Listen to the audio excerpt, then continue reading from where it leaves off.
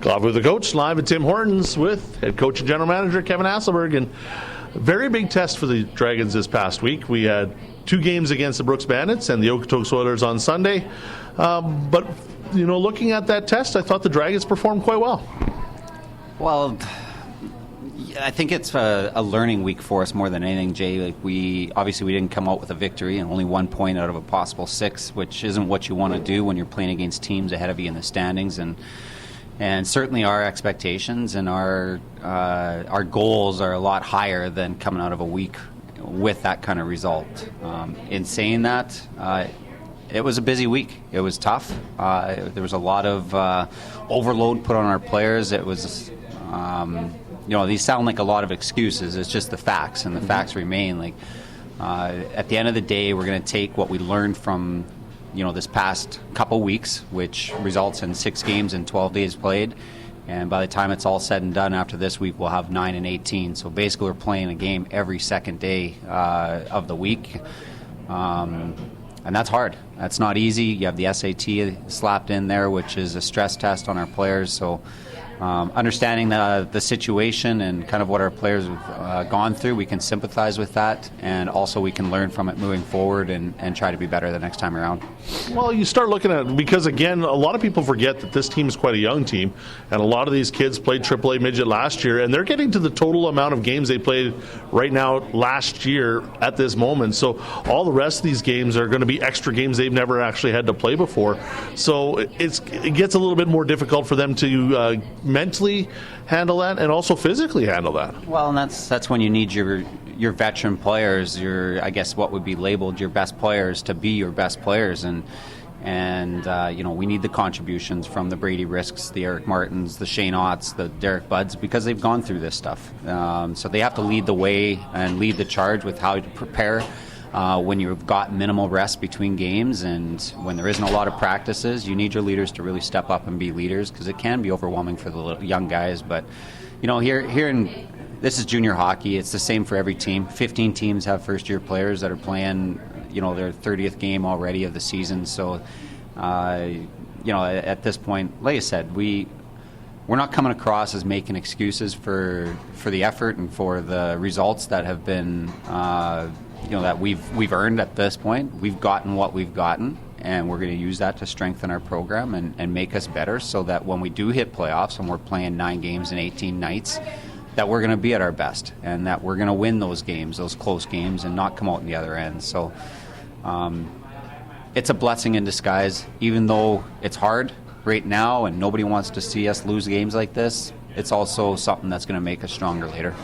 And they've been entertaining games, and then that's the one thing that people also, if you were at that game on Friday night here in Drumheller, the Dragons had a chance right to the end. They even got a goal that was waved off because it went on the side of the net here or there.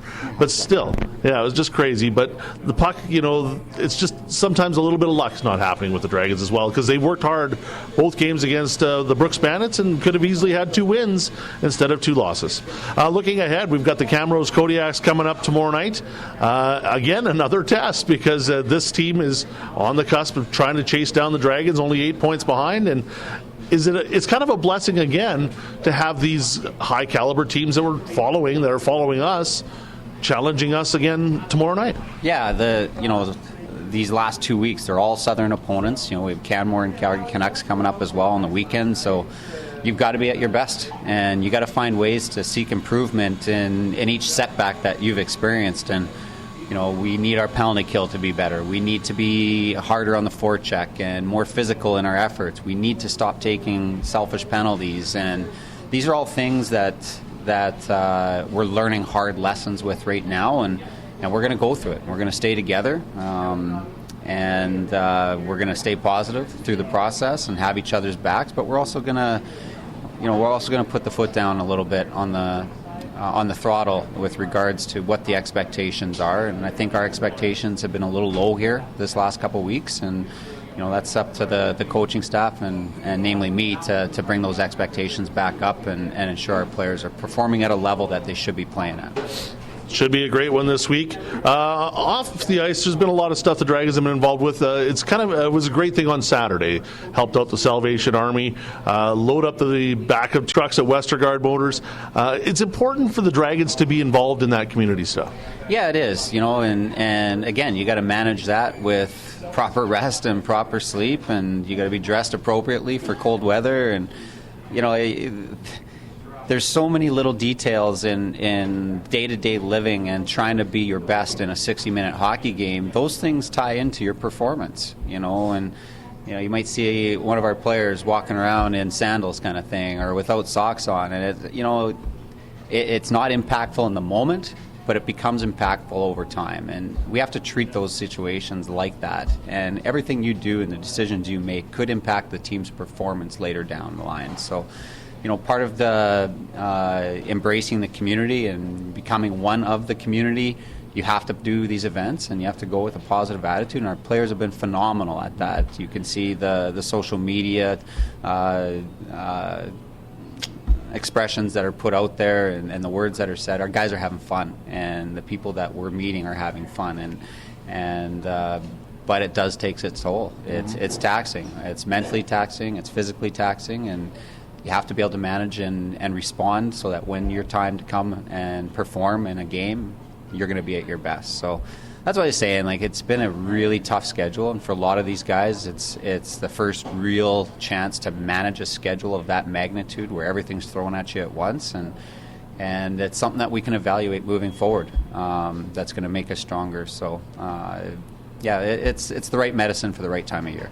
Sure makes them grow up fast, doesn't it, though? Yeah. You have to be mature about your responses. You can't be so in the moment or sporadic with regards to the decisions you make. Sometimes you got to think things through and make sure that you're looking at the big picture. And the big picture is what can we do that's going to impact the team's performance in a positive way? How can I contribute to the team's success, and how can I be the best team player possible so that the Drumheller Dragons in the end are the victories?